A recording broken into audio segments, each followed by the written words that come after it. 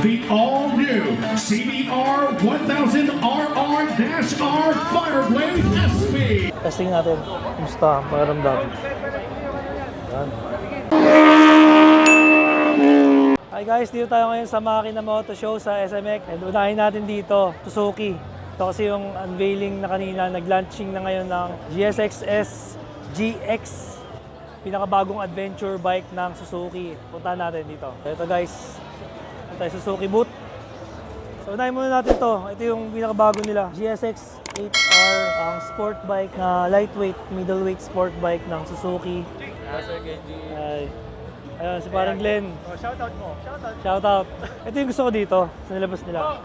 GSX-S 1000 GX. Ang maganda rito guys, ano siya. Alam ko naka-electronic suspension to eh. O yan na nga oh. Electronic control suspension. KYB. Ay, thank you. Ayun, napakaganda talaga. Ayun, electronic na rin yung suspension sa likod oh. Ayun, napakaganda. Ganda talaga. Tapos naka-TFT display na to guys. Ayun oh. Ang laki. Ang laki ng TFT. Tapos may cruise control na rin. May cruise control. Pleto na. Tank din to ng GSX-S 1000 na naked bike. Ito likod. Sa GT. Naka-subframe. Ang maganda rito, yun nga, may quick shifter up and down, electronic suspension. Meron ng side pannier. Mataas na windscreen. Testing natin. Kumusta? Pakiramdam. Yan. Okay. Ganda. Ay, ikaw rin. Oh. Okay, ikaw din. Wow! Ikaw din, oh. Sama ka sa akin. Sama ka. Wow, very good Weight niya, 230 kilos lang.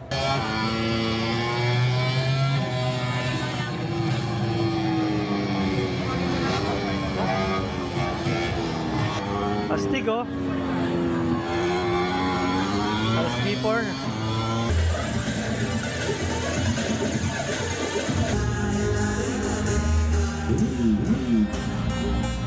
Let us hear those engines roar. Please welcome our host, VJ Aguila Cruz.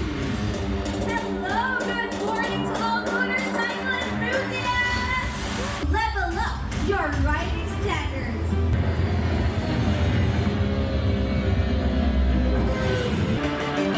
Ladies and gentlemen, the all-new CBR 1000RR-R Fireblade SP.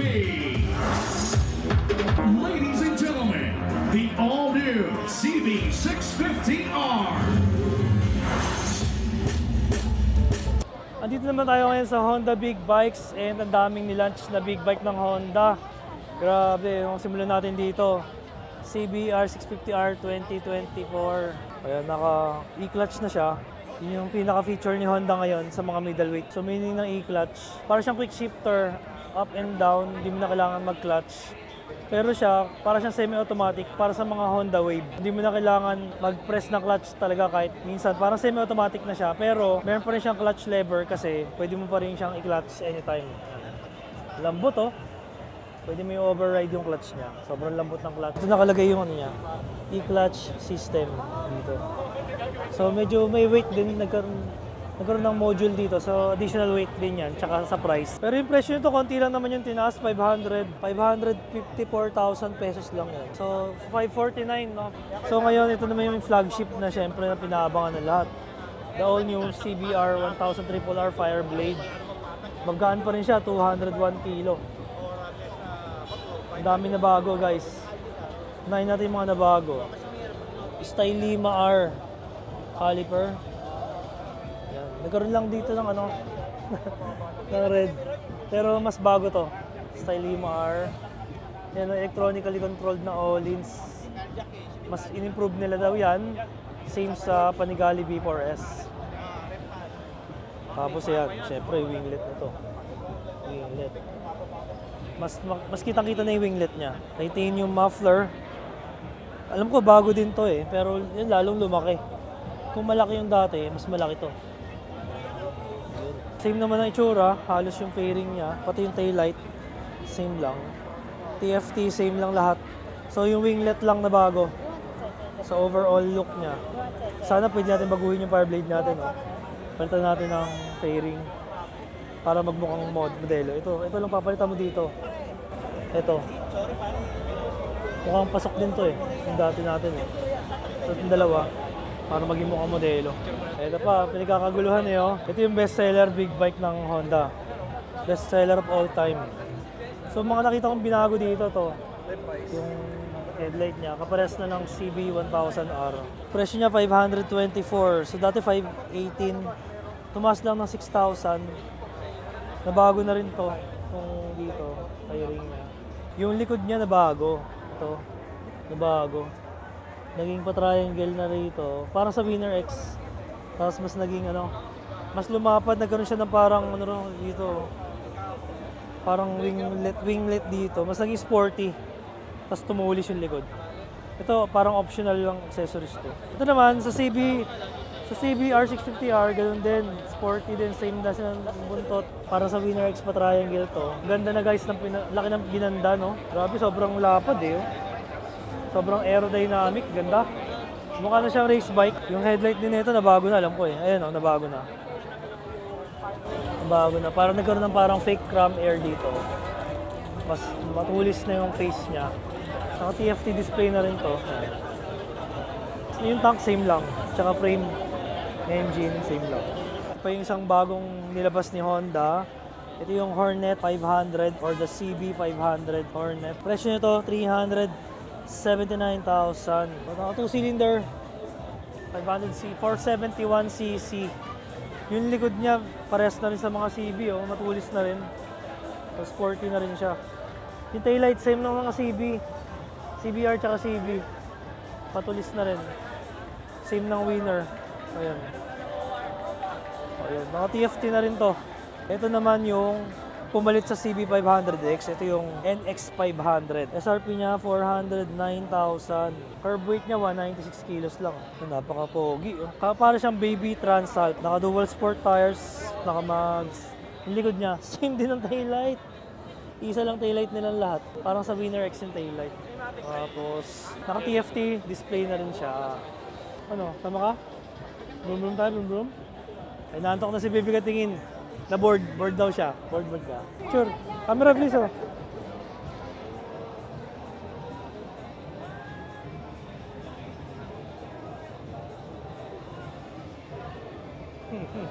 Yun, try natin yung seat height niya. Kung gaano kataas tong NX500. Napakagaan, no? Lambot ang upuan. Yung seat height niya, medyo mataas pero hindi masyado. Parang Versys 1000 SE lang. Pero sobrang gaan. Very nimble. 198 kilo. Ayun, napakalambot ng clutch guys. Tapos naka-TFT, tsaka may lagay na siya dito ng gadget, mga GPS, tsaka cellphone. Maganda na, ready na. Kasi medyo payat lang. Pero wala pa siyang cellphone charger. Lalagyan mo pa. Pero meron na nakaabang dito.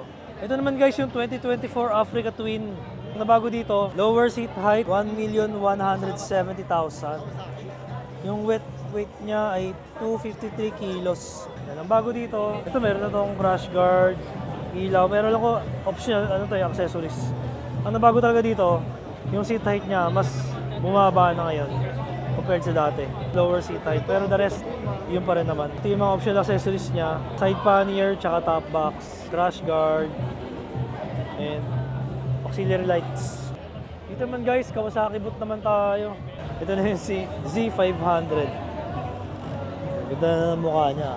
451cc na siya. Tapos ni-round off nila, ginawa lang 500. Ito naman yung Ninja 500. 451cc, tumaas na yung stroke. Headlight na to ng bagong CX-6R. Para sila. Ninja, EV na pala to. EV. Ito yung electronic na. Electric bike na to. Electric bike. Wala na siyang makina. Tingnan natin yung makina dito. Wala na. Ayun, battery na yan dito. Battery. Charge. Parang cellphone charger na.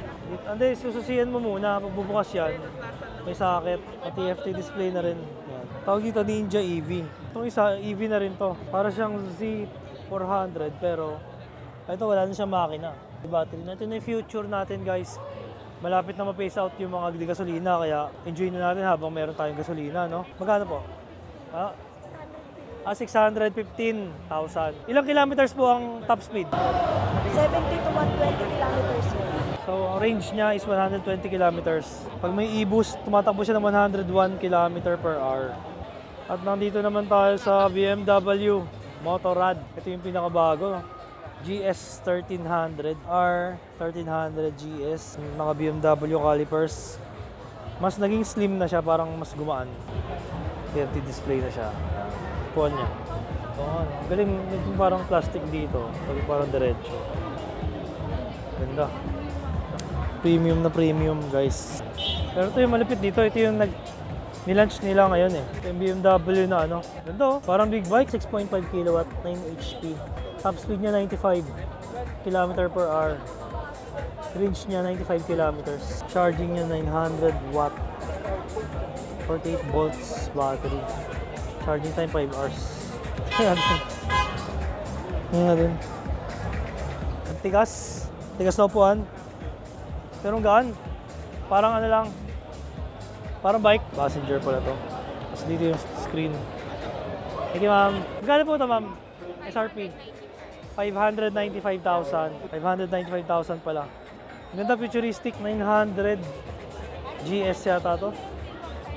So, pinaghalo na siyang GS tsaka yung F900 na naked bike. Tama, F900 GS. Yun. Nabit natin isa sa katingin natin dito, Sir Paul. Tapos may channel siya sa YouTube. Sa YouTube. YouTube and Facebook. Paul the Wanderer. Gusto yung ano, SB. Ay, sobrang ganda. Anong maganda sa SB? Bakit yun na napili mo? Yung pagpiga mo pa lang, parang 1,000cc kagad yung feeling mo talaga. Maganda yung torque Ganda niya. torque niya, arangkada, tapos yung mid-end, yung top end. So, talaga ganun. Sir. 16 to 80. Thank you, thank you. Ride safe, ride safe. Nice meeting you, sir. Dito tayo ngayon sa Segway. Ito yung mga katulad tayo yung Segway na kick scooter. Itong nasa platform namin, ito yung top of the line namin. Maraming malilito. For example, pagdating sa kung gaano kalayo yung battery niya. E300 ang tawag sa kanya kasi made to travel siya ng 300 kilometers. Dalawang batteries na maliit. So, Ilan ang top speed nito? naka-top speed nito, 120. Itong top of the line namin, 275,000. Pag cash payment naman, may promo kami na less 10,000. Personally, mas fit siya for women, pero pwede kasi siya pang, ito talaga yung the best for daily kasi paano ko nasabing for women, kasi first, mababa yung seat height kumpara dun sa E110L namin. And yun, sa colors na lang din. Pare-pare sila, malalaki yung compartment. Yung iba kasi yung battery nandito, so nawawala ng storage space. Ito is 109,000. Range, N100 kasi ideally 100 kilometers. Ito naman yung E110L namin. So basically, ang main difference lang nila is colors. Same features lang. Ito mas mabigat ng konti. Mas stable siya compared dito. Ito naman is 125,000. Thank you, thank you. Thank you. Shout out sa Manila Boys, Manila Boys. Manila Boys, shout out. Mga... Good evening, sirs. Ayun, Manila Boys. UZ represent. Thank you, Sir Kenji. More power. Thank you, thank you. Thank you. Dito na tayo ngayon, Sec Moto Supply. Ayan, ang daming tao, grabe. Balita ako, may ano rito eh. Maraming sale at maraming discount. Ayun. Ayun. Hello. Welcome to the Sec Live. Tingin lang tayo dito. Malaking discount, punta na kayo. Maraming freebies at discount. Hello mga Orb, shout out. Yan. Yan. Ang daming motor dito. Ano kayang iuwi nito mamaya? Dito tayo sa Sec Moto Supply. And balita ako, napakaraming sale ngayon dito. Ayan. At maraming freebies. Isang sale dito yung Sec Legend Carbon. From 10,000, nasa 6,000 plus na lang. And may libreng t-shirt and si Migs. Mga pinakabagong carbon. Ito yung mga Sec. Mas ang daming customers. Punta lang kayo dito guys kung mapasyal kayo. Ito yung mga covered. Mga pinaka-favorite nating helmet yan.